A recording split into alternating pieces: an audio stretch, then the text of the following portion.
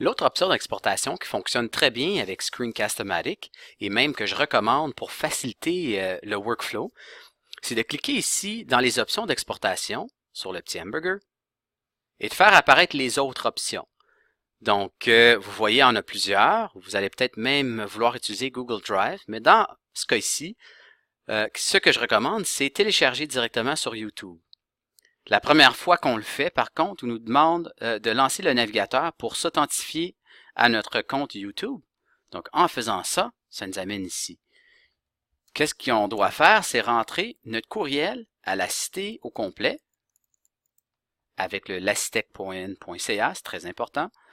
En cliquant suivant, ça nous rapporte au portail où on peut s'authentifier encore une fois avec le mot de passe fois-ci. Je vais juste dire jamais. Je vais choisir mon compte ici. Sur cette page, Screencast-O-Matic vous demande d'avoir accès à votre compte Google pour être capable justement de téléverser des clips directement dans votre compte. Donc ici, on va autoriser. Et c'est fait. Donc, encore une fois, ça se fait seulement une fois, ce processus-là d'authentification. Une fois que ça c'est fait, on a une fenêtre semblable à quand on veut publier une vidéo directement sur notre ordinateur. Donc, évidemment, on y donne un nom. On peut y donner une description si on veut. On peut mettre des tags, donc des tags qui vont faciliter la recherche dans YouTube si on rend les vidéos publiques. Ici, par rapport au fait que c'est public ou non, qu'est-ce que je recommande ici? C'est non listé ou public. Public, évidemment, on peut faire une recherche dans YouTube pour la trouver. Non listé est disponible en ligne.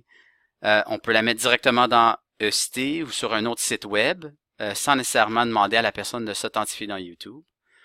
Et privé, c'est vraiment spécifique à une personne. Donc, si on veut vraiment la partager à une personne via YouTube, on va le mettre sur privé. Mais ce que je choisis la plupart du temps, ça va être non listé. Donc, évidemment, non recherchable via Google ou rien comme ça, mais disponible pour les sites web pour être capable d'imbriquer ça dans du contenu dans le site. Donc, les autres choix qu'on a ici par rapport au curseur, est-ce que je veux souligner le curseur, le cacher carrément ou avoir un curseur régulier? Et par rapport à la qualité, est-ce qu'on veut avoir plus ou moins de qualité quand on va l'exporter? Donc, une fois ça c'est fait, c'est facile, je vais publier ici. Et une fois publié, on peut directement copier le lien et ensuite le coller dans notre cours ECT ou ailleurs.